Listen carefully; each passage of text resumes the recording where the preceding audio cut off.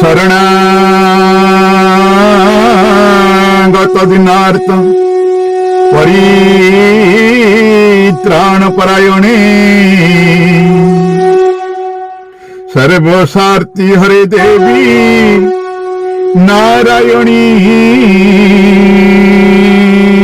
नमस्तुते। आज आम जानिबा देवी कृपा, देवी शक्ति साहाय्य करिबार 11टी संकेत केमिति जानिबे, कौन सबु थाए संकेत।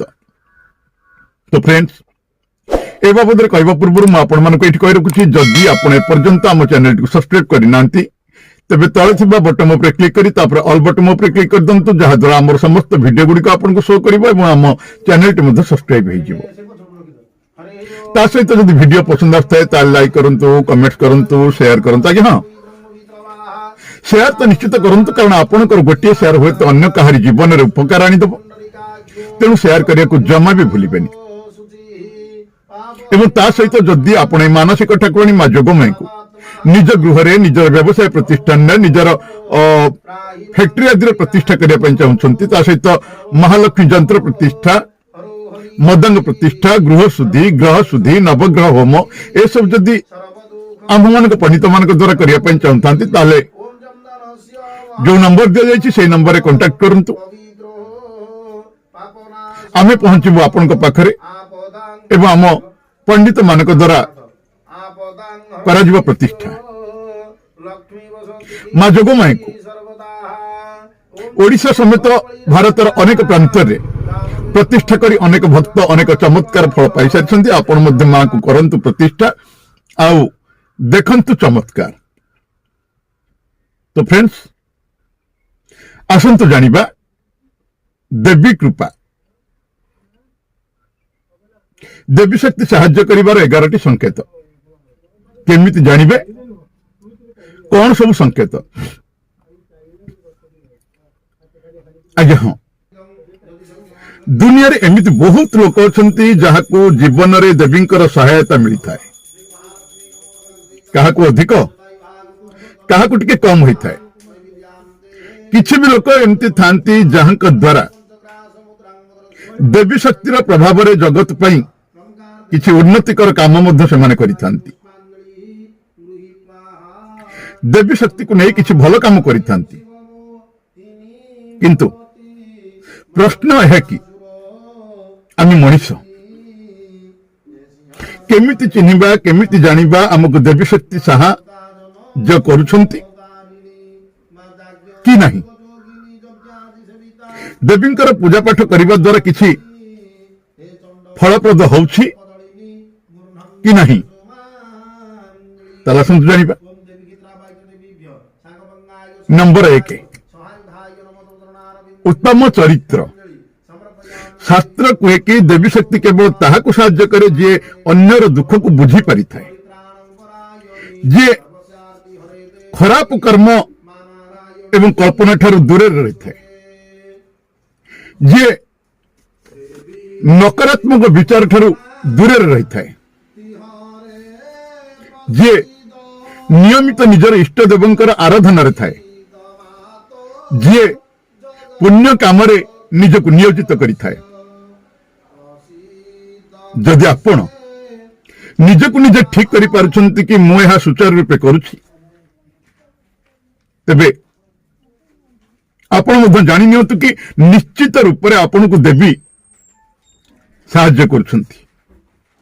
केवल आपण को टिके ध्यान देबा को पड़िबो कि आपण ठीक मार्ग रे अछंती आ आपण को स्वयं भगवान देखुछंती। नंबर 2,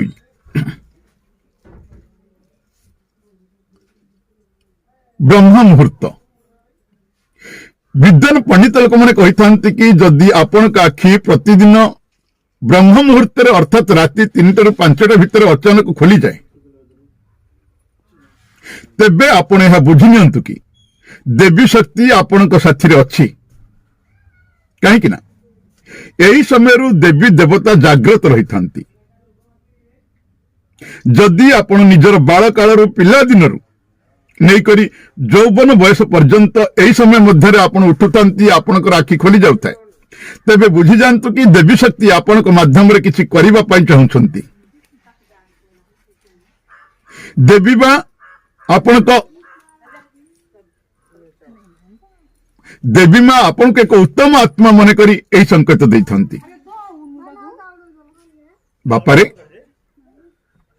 मारे तू एबे उठी जा ए जीवन सोइबा पई नुह तमको ए दुनिया रे बहुत किछि करिवार अछि एहा मध्य कुहा जाय कि सत्य गुण प्रभाव लोक स्वतः ही उठी जाइथांती आयुर्वेद अनुसार यही समय बहु पवन अमृत तुल्य होता है यह अमृत बेला होता है कह जाए यही काल मात्र 15% लोकंकर मात्र निद भांगी थाए नंबर 3 जदि आपन को बारंबार मंदिर बा कौन सी देवस्थान स्वप्न रे दर्शन होता है स्वप्न द्वारा आपण आखपाखरे किछि उड़ीबार देखंती स्वप्न द्वारा आपण देवी देवता साथी रे वार्तालाप करंती तेज आपण बुझी जानतु कि देवी शक्ति आपण को ऊपर प्रकट अछि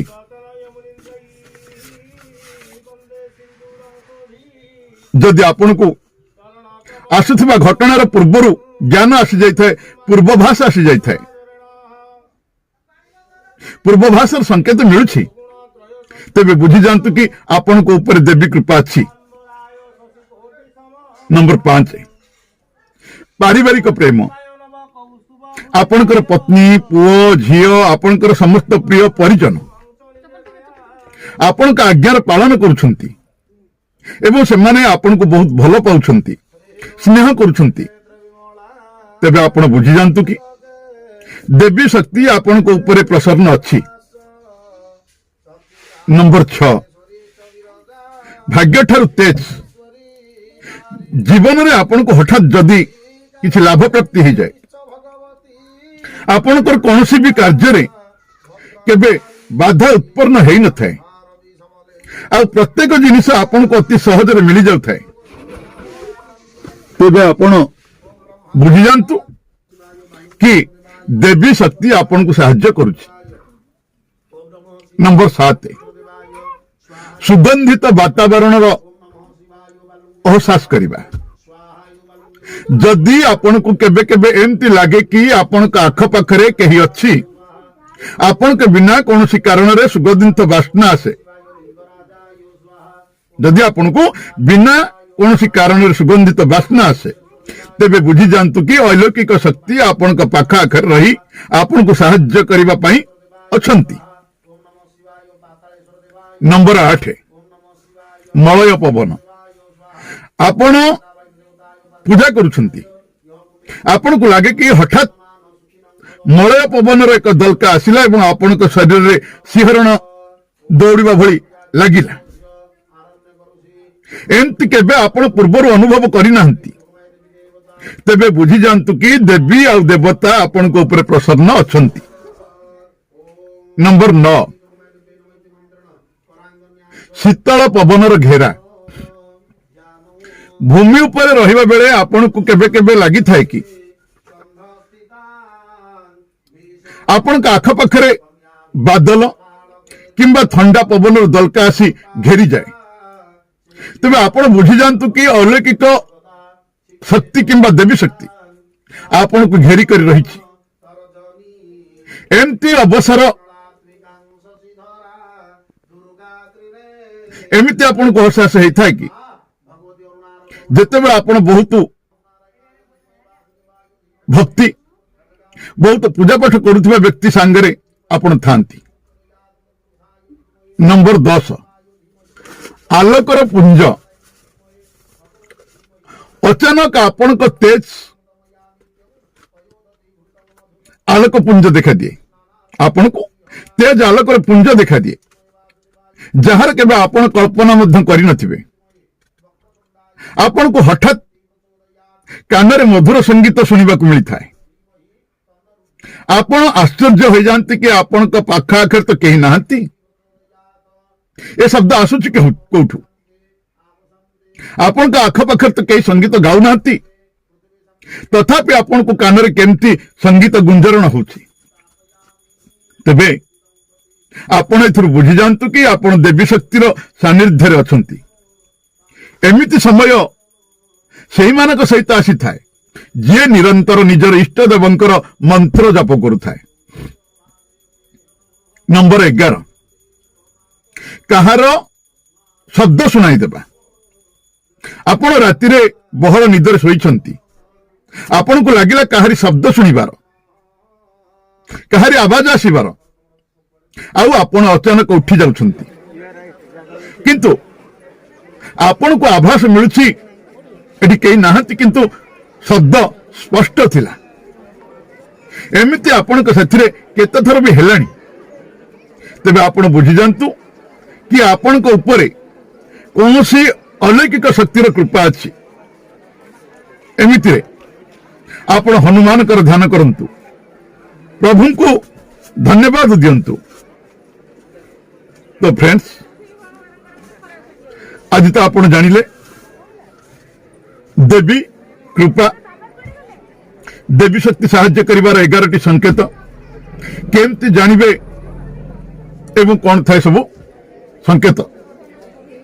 जदि आपन को वीडियो भल लगी थाए ता लाइक करिवे, कमेंट करिवे, शेयर करिवे और चैनल टू सब्सक्राइब करिवे। तबे आ गोटे वीडियो पर्यंत मु रहउछि आपण मानकर चिरपरिचित अवनी प्रधान। नमस्कार, जय मां जोगमाया। मां आपणकर मंगल करंतु।